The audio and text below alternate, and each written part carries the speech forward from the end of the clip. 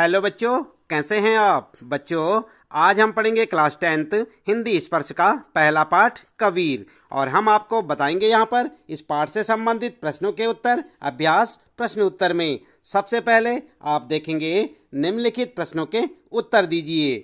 और यहाँ पर आपके लिए पहला प्रश्न है, मीठी वाणी बोलने से औरों को सुख और अपने तन को शीतलता कैसे प्राप्त होती है। तो जानते हैं आपने पाठ में पढ़ा होगा। उत्तर में आप लिखेंगे, मीठी वाणी का प्रभाव चमत्कारिक होता है। मीठी वाणी जीवन में आत्मिक सुख व शांति प्रदान करती है। मीठी वाणी मन से क्रोध और घृणा के भाव नष्ट कर देती है। इसके साथ ही हमारा अंतःकरण भी प्रसन्न हो जाता है। इसके प्रभाव स्वरूप औरों को सुख और शीतलता प्राप्त होती है। मीठी वाणी के प्रभाव से मन में स्थित शत्रुता, कटुता व आपसी ईर्ष्या द्वेष के भाव समाप्त हो जाते हैं। आई बात समझ में। इस प्रकार से आप अपने इस पहले प्रश्न का उत्तर लिख सकते हैं। इसके बाद यहाँ पर शुरू होता है आपका दूसरा प्रश्न, दीपक दिखाई देने पर अंधियारा कैसे मिट जाता है, साखी के संदर्भ में स्पष्ट कीजिए। तो क्या लिखेंगे उत्तर में। उत्तर में आप लिख सकते हैं, कवि के अनुसार जिस प्रकार दीपक के जलने पर अंधकार अपने आप दूर हो जाता है और उजाला फैल जाता है, उसी प्रकार ज्ञान रूपी दीपक जब हृदय में जलता है तो अज्ञान रूपी अहंकार अंधकार मिट जाता है। यहाँ दीपक ज्ञान के प्रकाश का प्रतीक है और अंधियारा अज्ञान का प्रतीक है। मन के विकार अर्थात अहंकार, संशय, क्रोध, मोह, लोभ आदि नष्ट हो जाते हैं, तभी उसे सर्वव्यापी ईश्वर की प्राप्ति भी होती है। ठीक है, इस प्रकार से आप अपने दूसरे प्रश्न का उत्तर लिख सकते हैं। इसके बाद आपके लिए यहाँ पर तीसरा प्रश्न, ईश्वर कण कण में व्याप्त है पर हम उसे क्यों नहीं देख पाते। तो क्यों नहीं देख पाते, क्या लिखेंगे उत्तर में। उत्तर में आप लिख सकते हैं, लिखेंगे हमारा मन अज्ञानता, अहंकार और विलासिताओं में डूबा है। ईश्वर सब ओर व्याप्त है। ईश्वर निराकार है। हम मन के अज्ञान के कारण ईश्वर को नहीं पहचान पाते। कबीर के मतानुसार कण कण में छिपे परमात्मा को पाने के लिए ज्ञान का होना अत्यंत आवश्यक है। अज्ञानता के कारण जिस प्रकार मृग उसकी नाभि में स्थित कस्तूरी को ढूंढने के लिए पूरे जंगल में घूमता रहता है जो उसके पास ही होती है, उसी प्रकार हम अपने मन में छिपे ईश्वर को मंदिर, मस्जिद, गुरुद्वारा आदि जगहों पर ढूंढने की कोशिश करते हैं। ठीक है, इस प्रकार से आप अपने तीसरे प्रश्न का उत्तर लिख सकते हैं। फिर शुरू होता है आपका यहाँ पर चौथा प्रश्न, संसार में सुखी व्यक्ति कौन है और दुखी कौन। यहाँ सोना और जागना किसके प्रतीक हैं, इसका प्रयोग यहाँ क्यों किया गया है, स्पष्ट कीजिए।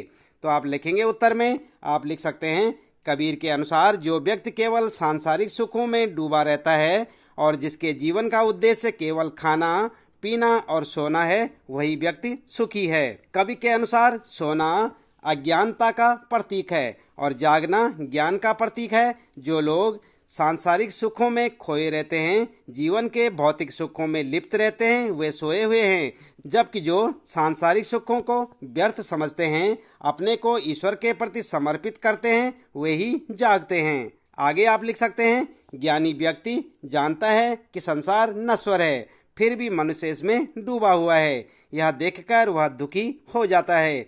वे संसार की दुर्दशा को दूर करने के लिए चिंतित रहते हैं, सोते नहीं हैं, अर्थात जागृत अवस्था में ही रहते हैं।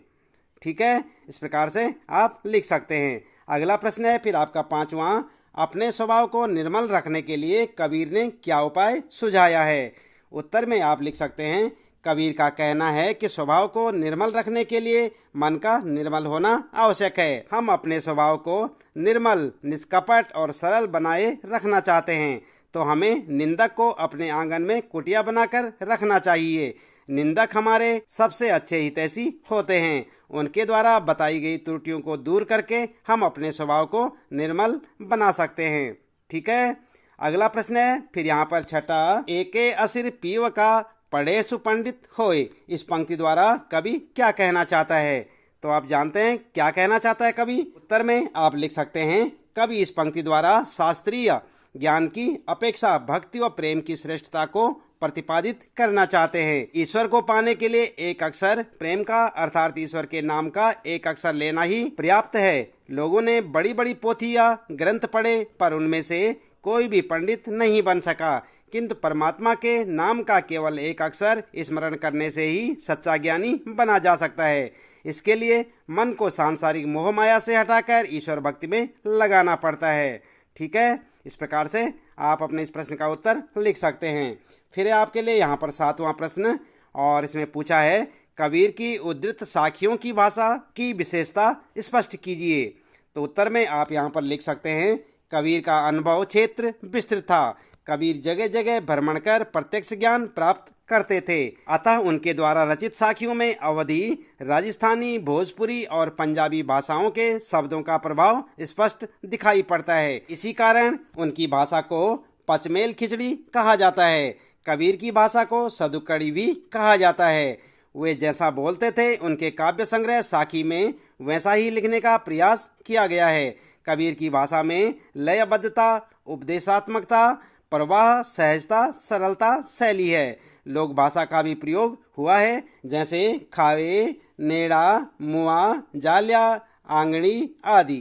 ठीक है, तो इस प्रकार से आप उत्तर लिख सकते हैं। अगला है फिर यहाँ पर ख आपके लिए, निम्नलिखित का भाव स्पष्ट कीजिए। और यहाँ पर है पहला प्रश्न आपके लिए, बिरह भुअंगम तन बसे मंत्र न लागे कोई।